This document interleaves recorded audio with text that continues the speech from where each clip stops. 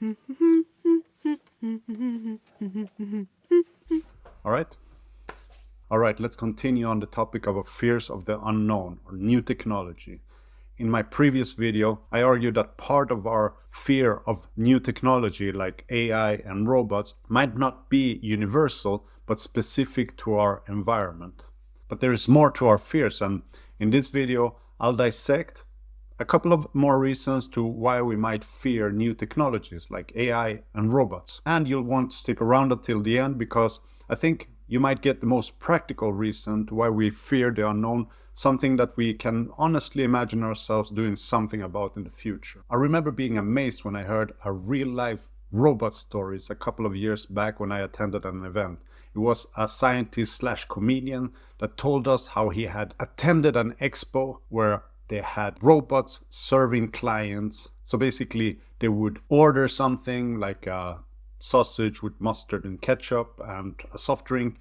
The robot would go back to the bar and come back with the right order. Can you imagine that? Because let me tell you something, where I live, stories about receiving the right order brings tears to our eyes. But anyway, back to the robot story. Even if it was on its infant stages, and even if the slightest rearrangement of seat would cause chaos in the robot's mind, we were amazed. But you probably noticed, once this positive vibe expires, we find ourselves at a turning point. These robots and other type of technology all of a sudden become the villains. We suddenly realize that these freaks can improve, get their own minds, and eventually outperform us. Because it's easy for them, they're tireless. We humans, kind of lazy. We need breaks. We need to eat, sleep, and socialize. Robots can go out on the field and practice continuously without breaks. And that's partly why we perceive them as a threat, professionally, intellectually, and in wars. So what once was our little self-created pet project start resembling Cujo. But why? Humans have thrived throughout evolution because of our fear of the unknown, whether primal, like our fear of falling, or acquired, like our fears of spiders and snakes. This is related to our negativity bias, where we focus on negative information rather than positive information. They are all there for a reason, survival.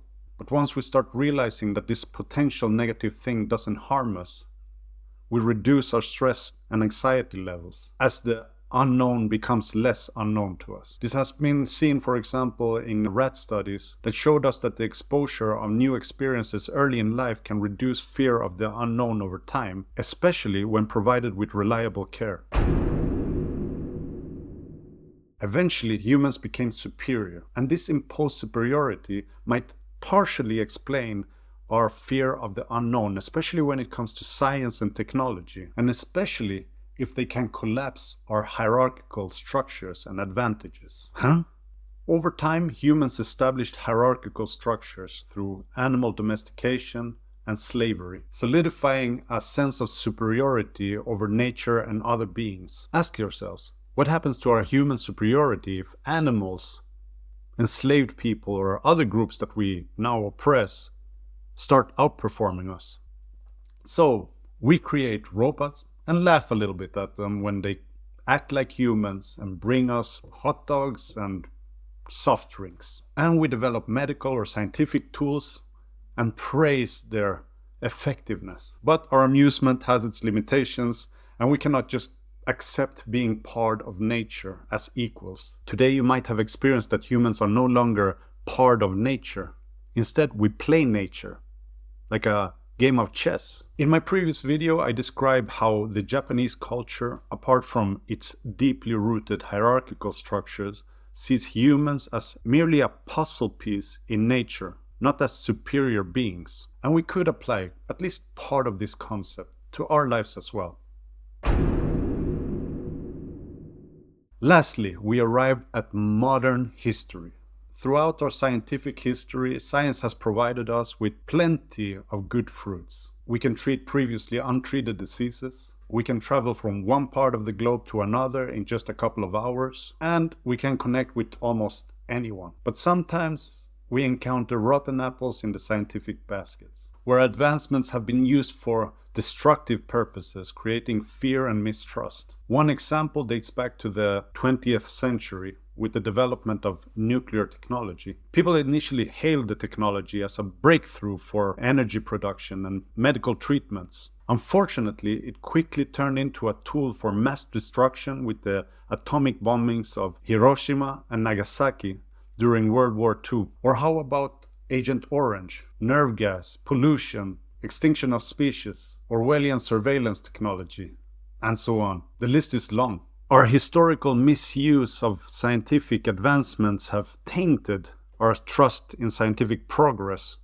It has introduced a deep-seated fear of new technology and what it's all about, especially in the wrong hands. And these are examples that highlight why we have to remain cautious of scientific and technological advancements. It's not to say we should discard them with a hand wave. It's just to say that we should remain vigilant, especially since the interplay between science, power, and financial interest keeps shaping our world. And we can do that by staying informed, asking questions, being skeptical, and keeping an eye on the powerful and the ones that gain on scientific misuse. So should you, as a non-expert, do your own research? I'm glad you asked. To find out how and when you can do your own research, have a look at this video. Consider subscribing to get some more unorthodox content on thinking and communication. You can also support my work by buying me a coffee in the coffee link below. Otherwise, until next time, peace. They can get their own mind and they can eventually outperform us.